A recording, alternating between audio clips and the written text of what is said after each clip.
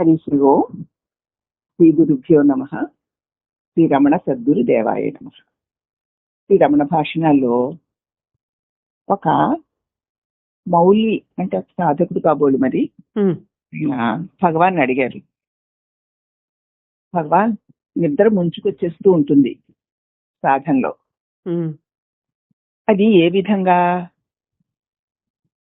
అని అడిగితే భగవాన్ అన్నారు, సాధకుడు తాను మేల్కొని ఉన్నప్పుడు వానికి ఆ మేల్కొన్న ఉన్నది ఎవరో తెలిస్తే నిద్ర ఎలా ఆవేశించింది అన్నది కూడా తెలుస్తుంది. నాకు నిద్ర ముంచుకొస్తుంది, అది ఎలా వస్తుంది అసలు, నేను ఏ ప్రయత్నం చేయకుండానే దానికి అదే నిద్ర ఎలా వచ్చి నన్ను లోగొంటుంది కదా, అవును, ఎలా ముంచుకొస్తుంది అని అతను అడిగాడు అనమాట. భగవాన్ అన్నారు, ఈ సాధకుడు తాను మేల్కొని ఉన్నప్పుడు, అంటే ఇప్పుడు మనం అన్నమాట, వాడికి ఈ మేల్కొన్న ఉన్నది ఎవరో తెలిస్తే నిద్ర ఎలాగా ఆవేశించిందో కూడా తెలుస్తుంది. మామూలుగా మనకి నేనే కదా మేల్కొని ఉన్నాను అంటాం, పైగా నేనంటే నాకు తెలుసు కదా, మేల్కొని ఉన్నది నేనే కదా అంటాం. దాని గురించి ఇక్కడ చెప్పట్లేదు. నిద్ర ఎలా ముంచుకొస్తుంది అంటే, నువ్వు మెలకుగా ఉన్నప్పుడు నీకు ఆ మెలకువగా ఉన్నది ఎవరు అని తెలిస్తే నిద్ర ఎలా ఆవేశించిందో తెలుస్తుంది. నిద్రించేవాడికి ప్రశ్నే రాదు కదా, రాదు. మెలకులో ఉన్నవాడికే కదా ఈ ప్రశ్నలన్నీ. అవును. నిద్రలో ఉన్న ఆత్మ కన్నా మేల్కొని ఉన్న ఆత్మ తెలియడం సులువా కదా. నిద్రలో ఉన్న ఆత్మ మరి తెలుసుకోవడానికి వీల్లేదు కదా, లేదు, అక్కడ తెలియదు, అసలు ప్రశ్న కూడా రాదు. మెలుకులో ఉన్నవాడికే తెలుస్తూ ఉంటుంది, ప్రశ్నలు కలుగుతూ ఉంటాయి. అవును. కనుక మెలుకుతో ఉన్నవాడికే నిద్రలో ఉన్న ఆత్మ కన్నా మేల్కొని ఉన్న ఆత్మ తెలుసుకోవడం సులువా కదా. సులువే.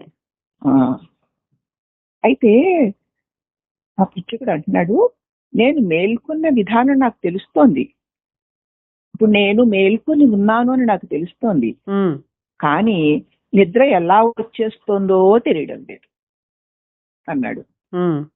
పైగా నేను మేల్కొని ఉన్నాను అని కూడా నేను ఎరుగుదును. ఉదాహరణకి నా చేతికర్ర ఎవరైనా కాజేయి చూస్తే వాడిని నేను అడ్డుకుంటాను కదా, కానీ నిద్రలోనూ కలలోనూ నేను అలా చేయలేనే. మెలకువతో ఉన్నందుకు ఇదే కదా నిదర్శనం. చేతికర్రని ఎవరైనా ఎత్తుకుపోతే నేను నిద్రపోయినప్పుడు వాడిని నేను అడ్డుకోను కదా, అదే. కానీ మెలకుగా ఉన్నప్పుడు నేను వాడిని అడ్డుకుంటాను. అదే మెలకువతో మరి నేను ఉన్నాను అనడానికి నిదర్శనం ఉంది. నిద్రని ఎలా నిరూపించాలి? నేను నిద్రపోతున్నాను అని నాకే తెలియదు కదా, దాన్ని ఎలా నిరూపించగలను అంటున్నాడు. మహర్షి అంటున్నారు, తెలియని నిద్రకిను ఎరుక జాగ్రత్త అవస్థకిను సాక్ష్యం. ఏమీ తెలియకపోవడం నిద్రకి సాక్ష్యం, ఎరుక అన్ని తెలుసుకోవడం మెలకువకి సాక్ష్యం అన్నారు భగవాన్. అంటే ఆ పిచ్చుకుడు అన్నాడు, కన్ను తెరవడనే మేల్కొన్నానని తెలుస్తోంది కదా, కన్ను తెరవడమే ఉన్నానని తెలుపుతోంది. నిద్రకి అలా కాదు కదా, నేను మెలకుగా ఉన్నాను అనడానికి నేను కళ్ళు తెరిచి చూడగలగడమే కదా రోజు, కానీ నిద్రకి అలా కాదు కదా స్వామి. అప్పుడు మహర్షి అన్నారు, జాగ్రత్తగా పరిశీలించి చూడు, నిద్ర నిన్ను ఆవేశించినట్టుగానే మెలుకు కూడా నిన్ను ఆవేశిస్తోంది. ఏదో నేను నిద్రపోయాను, నేను మేలుకున్నాను అనుకుంటున్నావు నువ్వు. నిద్ర ఎట్లా ఆవేశిస్తోందో మెలుకు కూడా నిన్ను అలాగే ఆవేశిస్తోంది అన్నారు భగవాన్.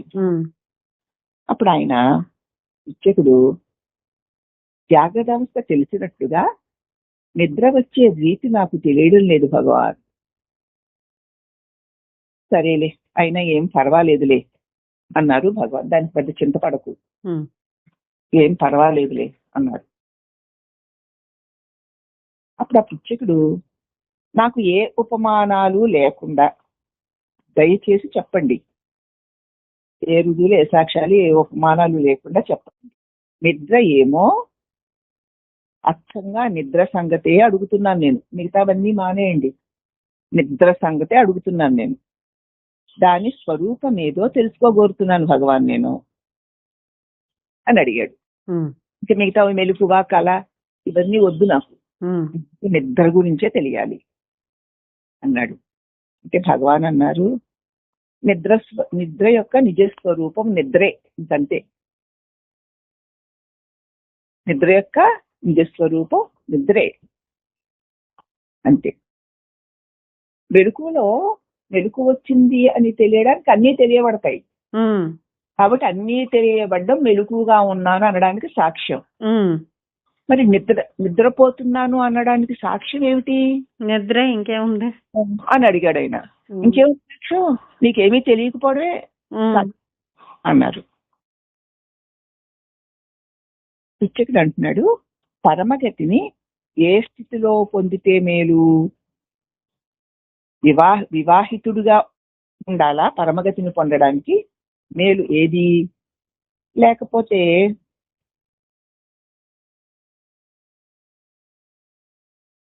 సన్యాసిగా ఉండాలా? సన్యాసిగా ఉంటే పరమగతిని పొందడం తేలిక, లేకపోతే వివాహితుడయి పరమగతిని పొందడం తేలిక అని అడిగాడు అతను. భగవాన్ అన్నారు, నీకు ఏది తేలిక అనిపిస్తే, నీకు ఏది మేలు అని తోస్తే అలా చేసుకో. ఎలా ఉంటే నువ్వు పరమగతిని పొందగలను అని నువ్వు అనుకుంటున్నావో అలాగే అన్నారు. నువ్వు ఒక సంసారిగా ఉంటే పరమగతిని పొందడం నీకు అడ్డు అనుకుంటున్నావా? అయితే సన్యాసిగా ఉంటే నువ్వు అడ్డు ఉండదనుకుంటున్నావా? రెండిట్లో దేనికి నువ్వు ఎక్కువ ప్రాముఖ్యతనిస్తున్నావో అలా చేసుకో అన్నాడు. అప్పుడు ఇచ్చకుడు అన్నాడు, భగవాన్, వివాహితుడై విశ్వామిత్రుడు భ్రష్టుడైపోలేదు. పెళ్లి చేసుకుని కూడా విశ్వామిత్రుడు భ్రష్టుడు అవ్వలేదు. కానీ యతిగా చెడిపోయాడు, ఒక మునిగా చెడిపోయాడు. అంతేగా ఒక యతిగా కూడా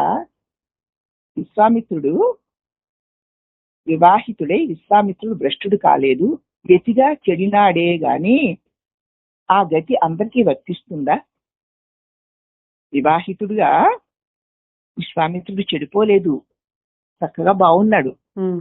ఒక మునిగా మరి అనేక సార్లు తన ముని స్థితి నుంచి పతనమయ్యాడు కదా, చెడిపోయినాడే గాని ఆ సంగతి అందరికీ వర్తిస్తుందా? మాకు కూడా అంతేనా? సంసారిగా ఉండి మేము చెడిపోమా?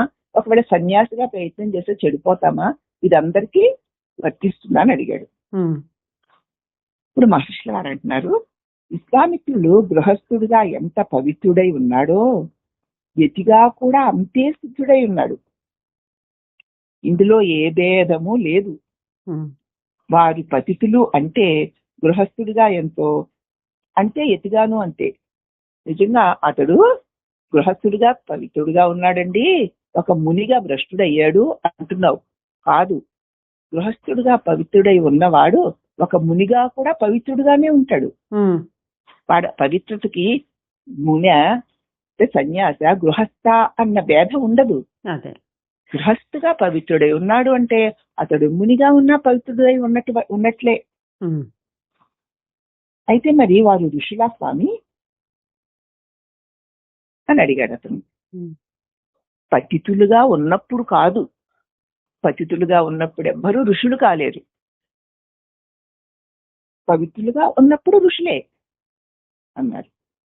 తర్వాత ఆ పృచ్ఛకుడు, తర్వాతైనా ఆయన ఋషి అంటారా? ఆయన్ని మళ్ళీ పవిత్రుడు అయిపోయాక మళ్ళీ ఋషి అంటారా అని అడిగాడు. అవును, యోగ్య భక్తి పరులు ఋషు సత్తములయ్యారు. యోగ్యమైన భక్తి కలిగిన వారందరూ ఋషులే అయ్యారు. పశ్చాత్తాపము, తపస్సు ఆయన చక్కబెట్టే. ఆయన యోగ్యమైన భక్తుడు కాబట్టి ఆయన తాను పతనమైన స్థితిని తెలుసుకొని పశ్చాత్తాపడి తపస్సు చేత మళ్ళీ తన స్వస్థితిని పొందాడు. మనం కూడా అంతే, తెలుసుకుని మన తప్పుని మనం తెలుసుకుని పశ్చాత్తాపడి మళ్ళీ తపస్సు చేత మన స్థితిని మనం చేరుకోవాలి. ఇప్పుడు పతనమై ఉన్నాం అనుకుంటున్నాము, మరి ఎందుకు ప్రయత్నం చేస్తున్నాము? మన స్వస్థితిని మనం చేరుకోవడానికి. చేరుకోవాలంటే పతనం అవడానికి కారణాలు చూసుకుని అయ్యో ఇలా అయ్యాను కదా అని పశ్చాత్తాపడి నిరంతర తపస్సు చేత మళ్ళీ స్వస్థితిని పొందవచ్చు. అర్థమైందమ్మా? అర్థమైంది. అప్పుడు పిక్చర్ అంటున్నాడు, తమ మట్టుకు తాము ఏళ్ల తరబడి తపము చేశారు కదా, తమకు ఏమి లాభం కలిగింది? ఎందుకు అన్నేసి సంవత్సరాలు ఒళ్ళేరకుండా పడి తపస్సు చేశారు కదా, దానివల్ల మీకు వచ్చిన లాభం ఏమిటి అని అడిగారు. అప్పుడు మహర్షి అన్నారు, ప్రాప్యమైంది ఏదో అది, ద్రష్టవ్యమేమో దాన్ని దర్శించాను, పొందవలసిన దాన్ని పొందాను, చూడవలసిన దాన్ని చూశాను అన్నారు భగవాన్. అయితే మరి అందరూ కూడా దాన్ని చూడగలరా భగవాన్? అందరూ చూచిందే నేను చూశాను, కొత్తగా ఏదో చూడలేదు, అందరూ చూచిందే నేను చూశాను. అది అందరిలోనూ ఉంది కదా. అందరూ తమలో ఉన్న దానినే తాము చూస్తారు, పొందుతారు. లో లేని దాన్ని ఎవరు చూడలేరు, పొందలేరు. అర్థమవుతుందా? అందరూ తనలో ఉన్న దానినే అందరూ చూసిందాన్ని నేను చూశాను, అందరిలోనూ ఉంది. అయితే భగవాన్ మరి దాన్ని చూసే విధానం ఇదేనా అంటే భగవాన్ అన్నారు, మార్గం ఏదైనా కావచ్చు. యాత్రికులు ఎన్ని దిశల నుంచి వచ్చి చేరినా కాబా ఒక మార్గంలోనే కదా చూస్తారు. ఇలా అనేటువంటి ఒక పుణ్య స్థలాన్ని ఎన్ని వైపుల నుంచి వచ్చినా అందరూ ఒక చోటే కదా చూస్తారు. అందరూ గుమిగూడినది ఆ కాబా ప్రవేశము ఒక్కదానికే కదా. అంతే. ఎక్కడెక్కడి నుంచి వచ్చినా ఆ చేరేది ఆ ప్రదేశం కోసమే. ఇక్కడికే అందరూ చేరుకుంటున్నారు కదా అన్నారు. అన్నప్పుడు మళ్ళీ ఆ ప్రశ్నకుడు అంటున్నాడు, నన్ను తరింప చేసేవిగా తమరు ఎరిగిన 2 ఉపదేశాలు నాకు సెలవివ్వండి స్వామి. మీరు 2 ఉపదేశాలు నాకు ఇవ్వండి, అవి నన్ను తరింప చేసే ఉపదేశాలు ఇవ్వండి అన్నాడు. భగవాన్ అన్నారు, నాకు తెలిసిన ఉపదేశం ఏముంటుందయ్యా, ఉన్నదే ఉపదేశం, ఏకైక ఉపదేశం. ఏంటో తెలుసా? నిరంతర దైవ చింతన. అంతే, ఎవరికైనా అంతే. నిరంతర దైవ చింతన, సంశయాలు ఏమీ లేకుండా ఇది దైవనామం చేస్తూ ఉంటే మంచిదేనా, లేకపోతే భజన చేయకపోతే పాపం వస్తుందా, లేకపోతే గుడికి గోపురాలకి వెళ్ళాలా, లేకపోతే ఈ దైవనామం వల్ల నేను పవిత్రతను పొందలేనా, లేకపోతే యజ్ఞాలు చేయాలా, యాగాలు చేయాలా, దానాలు చేయాలా, ధర్మాలు చేయాలా, అవన్నీ చేస్తేనే నాకు మరి దైవం దొరుకుతాడా అని ఏ సంశయాలు లేకుండా నిరంతర దైవ నామం ఒక్కటే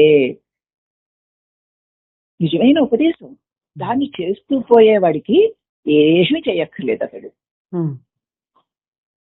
చెప్పడానికి వేరే ఉపదేశాలు ఏముంటాయి, ఉన్నదే ఉపదేశం, ఏకైకమైన ఉపదేశం, నిరంతర దైవ చింతనే అన్నారు భగవాన్.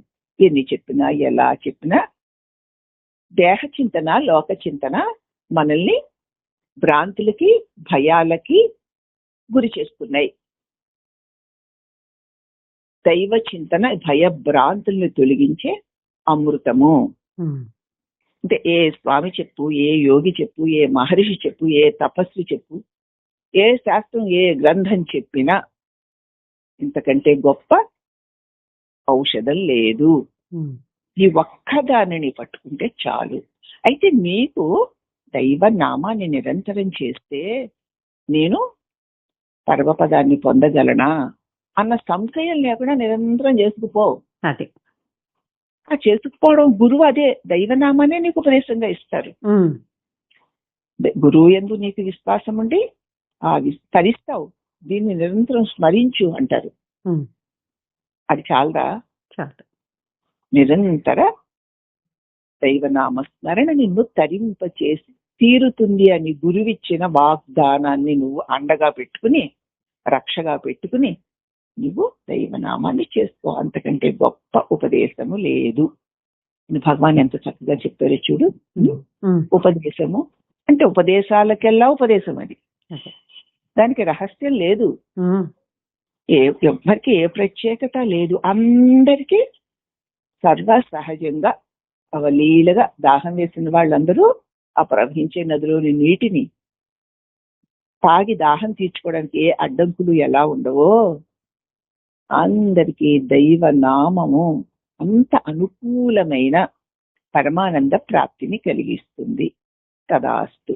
ఎందుకంటే ఏ సద్గురు మాత్రం ఏం చెప్తారమ్మా, బాగుంది కదా, ఇది ఒక్కటి చేసుకో, ఇది చాలా, అది చాలా, ఇది చేయొచ్చా, ఇది చేయకూడదా, ప్రశ్నలు వద్దు, అది కాదు, దానివల్ల నీకు శక్తి కలగడం లేదనుకుందాం. మరి అయితే ఏం చేయాలండి? భగవాన్ ఏమో విచారణ మార్గం చెప్పారు కదా, మరి విచారణ మార్గం మరి జ్ఞానం వల్లనే సత్వరంగా ముక్తి అన్నారు కదా అని ప్రశ్న కొంతమందికి వస్తాయి, అందరికీ వస్తూ ఉంటాయి. నువ్వు నిరంతర దైవ నామం స్మరిస్తూ స్మరిస్తూ స్మరిస్తూ ఉంటే నీ అంతఃకరణ శుద్ధిపడి విచారణ చటుక్కున నీకు అందుతుంది.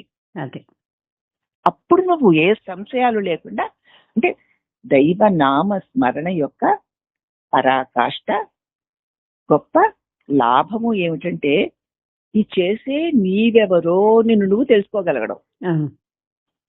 చక్కని నీకు అది తెలిసిపోతుంది అంతే.